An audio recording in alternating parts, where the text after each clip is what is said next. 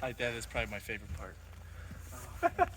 Andrew Spagamoto, and we're here with the T7 to remind you that it's not a dirt bike. It is not a dirt bike. It's not a dirt bike. Here to hear. But it can do dirt bike things. Yeah, I'll tell you though. Had it in the trails in the UP a few weeks ago, and I just was not gelling. And obviously you can see I'm still running the stock tires. And compared to if we had some knobbies, I would say it would be just fine. It'd be a little bit more. It would be a little more enjoyable, but yeah, it's not a dirt bike. It's 450 pounds of street bike with 8 inches of suspension and just the smoothest motor you've ever had. Yeah, so you can see, yeah, it's yeah.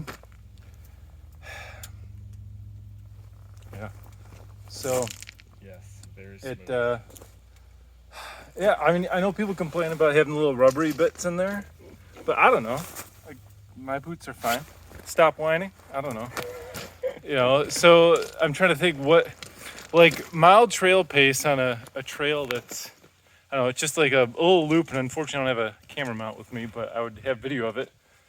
It's just a small, like, I don't know, half mile. It's about a half mile. Okay. So it's just like a little single track, 2-track weaving through the woods. And the 350 and the 450 and even the 690, it's kind of a pretty relatively fast-paced affair. But with this thing here, so it did a lot better on this than in the sand. So these tires, like if you're riding hard pack, I wouldn't worry about them too much. But soft, loamy sand, they kind of float a bit much, given no front end feeling. Oh yeah. Obviously you can't, like, they don't knife in like whatever he's got in the 450 there.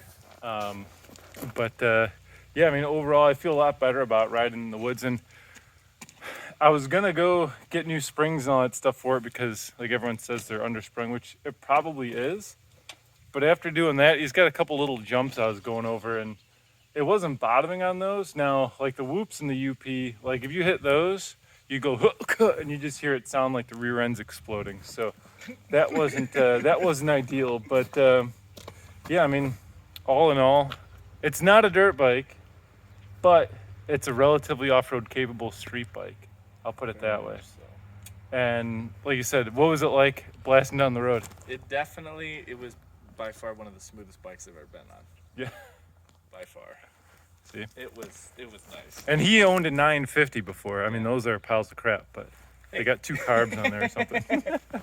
No, but yeah, T7, phenomenal street bike, decent off-road bike, especially if you got off-road chops, it's not too bad. And I mean, so in the loop, we switched bikes. I hopped on the 450, Caleb was on the T7, and it took me 2.5 to 3 laps to catch up with him as he was going around. So I was taking my time. Yeah, yeah, I know, with the leaves and all that stuff, yeah. So there we have it. That's today's update.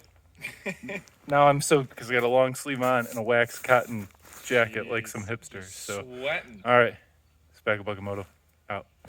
T7.